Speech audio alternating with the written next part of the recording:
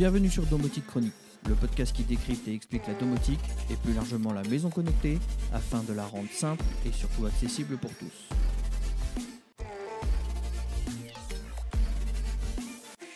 Bonjour à tous, je suis très heureux de vous retrouver dans un nouvel épisode de Domotique Chronique. J'espère que le premier épisode vous aura plu et que vous y aurez appris des choses. Aujourd'hui, je vous propose de revenir sur, après avoir traité le sujet de la domotique, on aura l'occasion de revenir plus en profondeur dans le sujet, mais j'avais envie d'aborder un autre sujet aussi fort, la maison connectée. La maison connectée, c'est quoi ?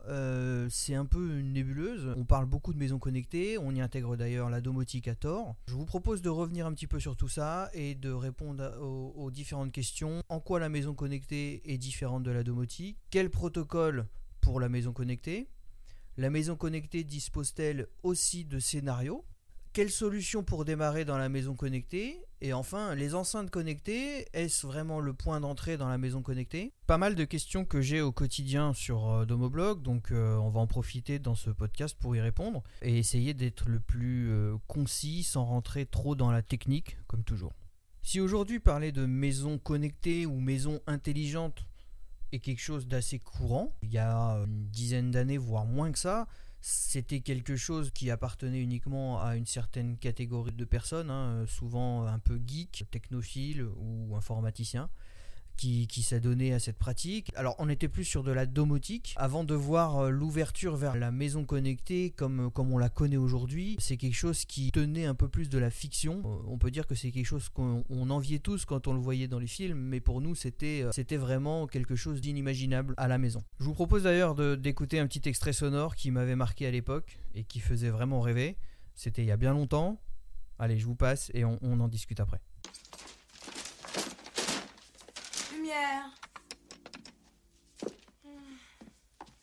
Oh bon sang.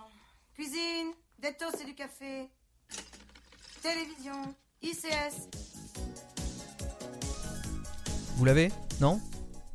Bon, les plus cinéphiles d'entre nous l'auront reconnu. Il s'agit du film Running Man de Paul Michael Glaser avec Arnold Schwarzenegger. Un film de 1987, donc qui n'est pas tout jeune. Et pourtant, à l'époque, on avait cette actrice principale qui rentrait chez elle et qui parlait à sa maison et sa maison s'exécutait.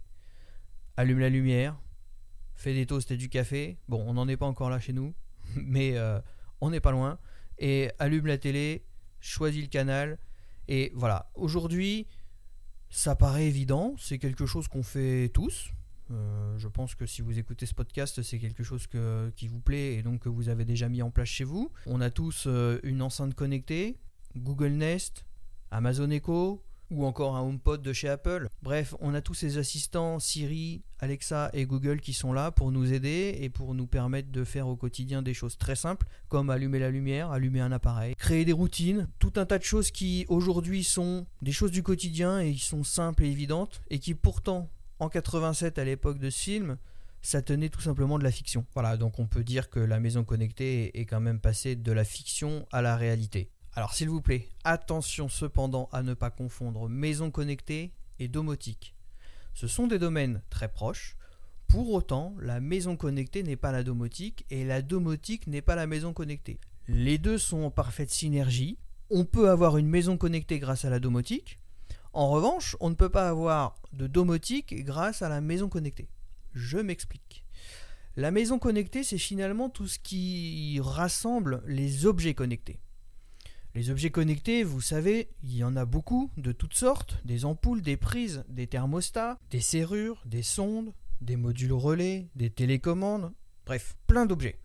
Mais ces objets ne fonctionnent pas tous en commun, il y a plusieurs marques, il y a plusieurs protocoles, il y a plusieurs services derrière. On tend à avoir quelque chose qui s'unifie, mais jusqu'à présent, piloter des objets connectés, c'était utiliser une application par marque d'objet et donc ça multipliait le nombre d'applications sur le smartphone. C'est-à-dire qu'on se retrouvait dans une situation où vous avez plusieurs objets à la maison, de plusieurs marques différentes, et du coup, ce qui est censé être simple se complique puisque vous devez switcher d'une application à une autre pour permettre de piloter votre maison. C'est vraiment pas simple, c'est là où la domotique centralise tout et du coup n'a pas cette contrainte. Heureusement, le temps fait que les choses évoluent, les constructeurs et les fabricants se sont mis plus ou moins d'accord On en reparlera plus tard avec la norme Matter qui va sortir et qui va permettre justement cette unification. En attendant, aujourd'hui, on a toujours cette problématique de marques différentes, d'applications multiples, avec chacune son compte et son mot de passe. C'est déjà la folie aujourd'hui, mais là on rajoute de la complexité. Autre différence de taille, on retrouve sur la domotique des moteurs de scénario très avancés qui permettent de faire des actions imbriquées avec multiples conditions et vraiment aller très très loin, voire même parfois coder un petit script qui va encore permettre dans votre scénario d'aller encore plus loin. On peut considérer que tout est possible dans un scénario domotique, sur un système domotique, tel que JDOM, Home Assistant, Domotix, Idomus, de nombreuses solutions un peu plus complexes à prendre en main, mais qui permettent vraiment d'avoir cette précision dans les scénarios et cette granularité bien particulière dans l'exécution. Concernant la maison connectée, en revanche, ce ne sont pas vraiment des scénarios, on ne peut pas appeler ça des scénarios, mais il y a des automatisations et plus précisément des routines. Google et Amazon aiment beaucoup nommer cela des routines et c'est très bien de ne pas nommer ça des scénarios puisque ça n'en est pas. La routine va permettre des choses au niveau de l'automatisation de vos objets, bien sûr. Maintenant, la routine, c'est pas un scénario domotique. Si vous avez des objets connectés à la maison, peu importe l'application, on peut faire des choses, mais on ne peut pas aller très très loin. On peut rarement imbriquer des actions, et il en va de même pour les déclencheurs. Le plus grand problème réside finalement dans la compatibilité entre les marques. Étant donné que bien souvent l'application se limite uniquement à supporter les périphériques de la marque, il faut envisager un autre moyen de rassembler tout le monde. Et c'est là qu'interviennent les enceintes intelligentes ou enceintes connectées. On va aussi pouvoir y faire des routines, faire cohabiter les différents objets de différentes marques entre eux. Ça, c'est un bon point, puisque vous n'avez plus à passer par diverses applications pour les contrôler, mais vous pouvez le faire directement depuis l'application soit Google Home, soit Alexa. Cependant, on est sur quelque chose de très limité. Vous verrez que les routines, que ce soit les routines Amazon ou les routines Google, ne permettent pas non plus parfois de faire ce qui est possible de faire sur l'application. Donc vous oblige de ressortir dans l'application et puis une fois que vous êtes sur l'application, vous ne pouvez faire des scénarios ou plutôt des routines uniquement avec les objets de la marque. Donc là ça perd tout son sens puisque vous ne pouvez pas combiner une ampoule d'une marque avec un détecteur de mouvement d'une autre marque pour faire, toujours sur le même exemple, un éclairage automatique qui réagit en fonction des mouvements. Donc c'est très limité, alors que sur la domotique, vous pluguez votre dongle pour parler sur un protocole, le système va parler avec n'importe quel protocole et vous permettre de combiner les différents périphériques, quel que soit le protocole, du moment qu'ils sont connus du serveur domotique. J'espère que c'est maintenant un petit peu plus clair pour vous. Je tenais vraiment à mettre en lumière les différences entre ces deux environnements que sont la domotique et la maison connectée pour vraiment comprendre la problématique. On tend bien sûr vers une unification de ces deux environnements puisque le nouveau standard à venir Matter qui va normalement unifier les différents périphériques et marques sur un seul et même protocole va vraiment permettre, je l'espère, de faire que la domotique et la maison connectée vont finalement ne faire plus qu'une entité et ne plus semer ce trouble dans les esprits. Aujourd'hui, ça n'est pas le cas. On a toujours une vraie distinction entre la domotique qui permet d'aller très très loin et la maison connectée qui permet de, à moindre coût, faire une pseudo-domotique sans aller très loin dans les interactions. Si on veut aller plus loin, on va devoir investir dans un système domotique avec une box domotique ou un serveur domotique qui va nous permettre de vraiment mettre en accord les différentes marques de protocole et les différentes marques d'objets. Concernant le protocole, la maison connectée est essentiellement axée autour du Wi-Fi. Bien pratique pour démarrer dans l'univers de la maison connectée, vous avez quelques objets, un smartphone, et grâce au réseau sans fil qui est déjà déployé dans la maison, vous pouvez commencer à découvrir la maison connectée. C'est également très intéressant au niveau coût, puisque l'impact sera minime, et également sur le temps de mise en œuvre, puisque l'infrastructure est déjà en place. On est donc sur quelque chose de light, on va dire, en matière de communication entre les objets, puisque vous utilisez généralement un seul et unique réseau Wi-Fi à la maison, qui est celui de votre Livebox, Freebox, peu importe, même si vous avez un routeur. Il est très rare de voir dans une installation classique plusieurs réseaux Wi-Fi qui cohabitent. Pourtant, Comme je l'avais déjà mentionné dans le premier épisode, c'est quelque chose que je conseille fortement dans les différents guides et réponses que je peux faire à mes lecteurs. Il est important de bien dissocier les flux de vos objets connectés des flux de vos périphériques personnels. Ordinateur, smartphone, tablette, télé, tous ces accessoires que vous utilisez au quotidien devraient, dans un monde idéal, dans une maison connectée idéale, ne pas pouvoir cohabiter sur le même réseau Wi-Fi que vos objets connectés. Tout simplement parce que la maison connectée, c'est bien, mais les objets sont parfois pas toujours mis à jour. On ne sait pas vraiment ce qu'il y a comme système d'exploitation derrière. Bien souvent, c'est des vieilles versions de Linux qui sont embarquées, qui ne sont pas patchées. Vous avez très peu de mises à jour. Et on voit de plus en plus de cyberattaques, de failles détectées et exploitées par des personnes malveillantes. C'est quand même des objets connectés qui sont connectés généralement au cloud et donc qui sont connectés en direct sur Internet et qui sont donc des portes d'entrée pour une personne malveillante ou quelque chose qui peut représenter d'éventuelles failles de sécurité chez vous. Donc, si vous les isolez dans un réseau Wi-Fi dédié, avec une plage d'adresses dédiée, vous avez le même principe que l'architecture d'entreprise où on scinde les réseaux. Un réseau physique, on va le scinder virtuellement en fonction du type d'appareil qui sont derrière. Vous optimisez ainsi les flux et vous sécurisez votre infrastructure. On n'est pas en entreprise, on est à la maison. Pourtant, on a une multitude d'objets connectés maintenant qui prennent de la bande passante, donc qui peuvent générer une certaine latence sur votre expérience sur l'ordinateur, sur la console, sur la télé, bref. Donc l'idéal, c'est vraiment de les isoler autant que possible dans un réseau dédié pour conserver une certaine maîtrise et un certain niveau de sécurité. Alors bien sûr, pour démarrer, ce n'est pas la peine de commencer par là, mais si vous avez énormément d'objets connectés à la maison, il faut commencer quand même à envisager ce type de solution. J'ai déjà évoqué plusieurs fois la problématique sur le blog, que ce soit dans des guides ou à travers des tests des solutions comme Netgear Orbi, ou alors YubiKitty, qui est aussi une très bonne solution, mais aussi eHero de Amazon. Il en existe d'autres, mais si je devais en choisir une et vous en conseiller une, ce serait celle que j'utilise moi au quotidien, après en avoir essayé plusieurs. C'est la solution Unify de YubiKitty, qui est vraiment la solution la plus complète et qui répond vraiment à mon besoin. La solution permet de diffuser jusqu'à 8 réseaux Wi-Fi différents dans la maison, sur un seul et même appareil. Autant dire que cela répond à l'ensemble des besoins qu'on peut avoir dans une maison. Un réseau Wi-Fi pour vos périphériques personnels, PC, smartphone et autres.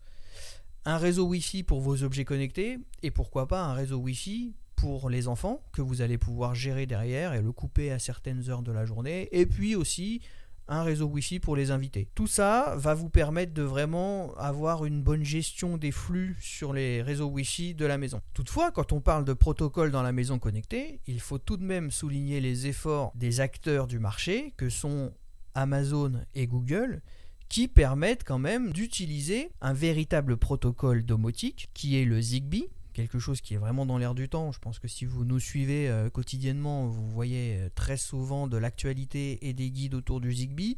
C'est le protocole qui a le vent en poupe et qui vraiment est porté par le phénomène Matter en plus qui arrive. Donc vraiment, c'est le protocole du moment. Amazon et Google l'ont bien compris et ils l'ont intégré à leurs enceintes connectées. Alors pas toutes, attention, mais certaines catégories d'enceintes Echo et uniquement la version Nest Hub avec l'écran chez Google.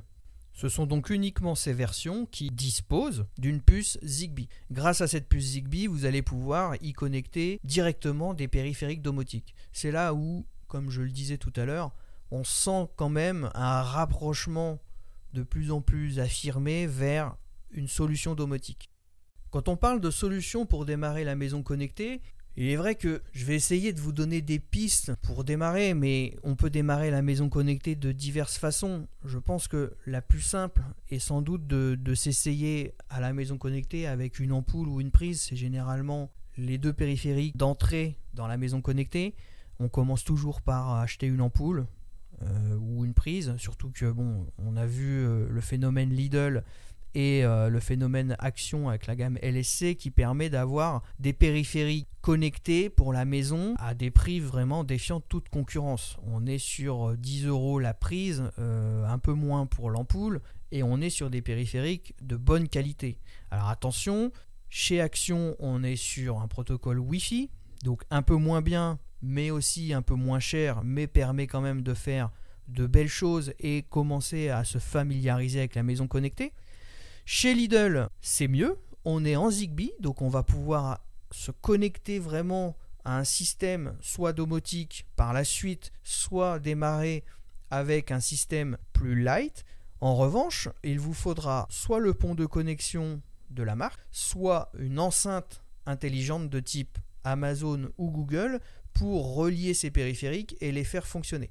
L'objectif avec ça, c'est que vous allez démarrer et puis par la suite, vous allez vouloir forcément monter en puissance et vous pourrez migrer vos périphériques vers un système domotique. C'est du Zigbee, ce sera intégré dans votre réseau domotique domestique et vous n'aurez rien perdu. Ça n'est pas perdu non plus pour les périphériques de chez Action, puisque le Wi-Fi est aussi embarqué au niveau de la domotique, mais comme je vous le disais, quand on est sur de la domotique, on essaye de préférer des périphériques qui fonctionnent sur un véritable protocole domotique pour avoir tous les bénéfices de ce que celui-ci embarque. Bien entendu, il existe un tas d'autres marques, par exemple Tapo, une gamme assez économique et assez bien faite. Konix, qui est aussi un acteur qui propose des périphériques économiques et intéressants qui embarquent aussi de très bonnes fonctionnalités. C'est d'ailleurs une marque qui fonctionne sur l'environnement Tuya, qui est un environnement de périphériques Wi-Fi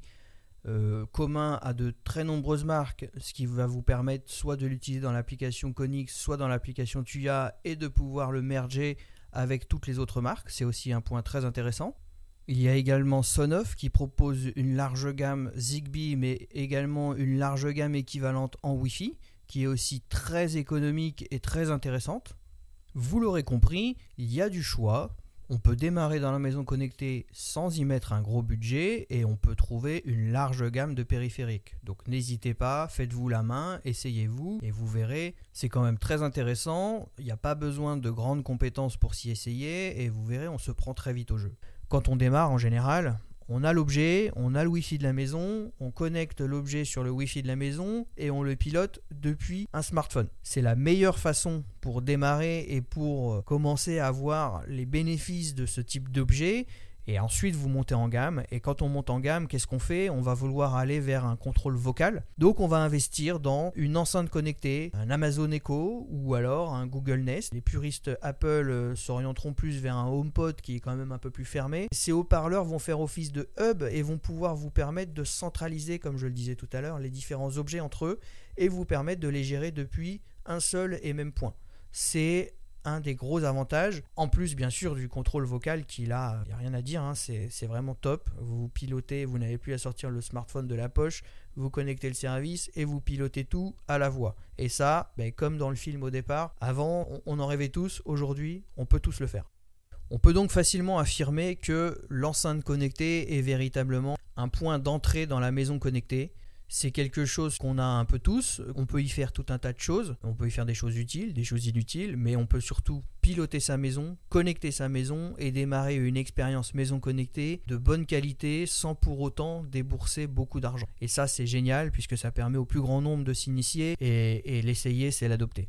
On attend maintenant avec impatience les prochaines annonces de la Connectivity Standard Alliance qui est la fondation derrière le nouveau protocole unifié Matter. Et cette CSE, on attend beaucoup d'elle puisque ça fait déjà 3 fois que le projet est reporté. Il est semble-t-il sur les bonnes voies cette fois-ci. On l'attend pour l'automne 2022. Donc on l'attend de pied ferme et on espère vraiment une unification entre la maison connectée et la domotique pour permettre encore plus avec de l'intelligence artificielle promise par Google et Amazon par exemple et un tout nouveau protocole qui va permettre de vraiment faire dialoguer tout le monde en parfaite harmonie sur le même protocole. Tous les périphériques et toutes les marques vont parler la même langue et on aura vraiment une vraie unification de la maison connectée et quelque chose d'encore plus simple. Alors on est vraiment impatient de voir si ça aura valu le coup d'attendre tout ce temps et si les promesses de Matter sont tenues. Nous aurons de toute façon l'occasion d'en rediscuter à travers l'actualité du blog et sans doute dans de prochains podcasts. Ce nouvel épisode de Domotique Chronique touche à sa fin. J'espère vous avoir appris des choses, tout du moins vous avoir éclairé, et que vous comprenez un peu mieux le sens de la maison connectée, la différence entre la maison connectée et la domotique, et surtout que vous allez continuer dans cette démarche de vouloir connecter la maison, en savoir plus, en apprendre plus. Je suis là pour ça. N'hésitez pas à passer nous voir au quotidien sur Domoblog. Vous y trouverez tout ce qu'il faut pour en savoir encore plus jusqu'au prochain épisode. Si vous aimez ce podcast, n'hésitez pas à le noter, à me faire des petits retours. Vous avez peut-être vu que sur le blog, j'ai dernièrement proposé un nouveau formulaire qui vous permet de me poser des questions en lien avec l'épisode que vous venez d'entendre ou un précédent épisode. Vous aimeriez voir un sujet en particulier traité dans un prochain podcast? Passez aussi par ce formulaire pour me le faire savoir. Je ferai tout ce que je peux pour essayer de traiter les différents sujets qui sont demandés. Et puis si vous avez des questions, posez-les. On essaiera de faire un épisode un peu comme le courrier des lecteurs dans les magazines à l'époque. On essaiera de faire un épisode spécifique, réponse aux auditeurs, et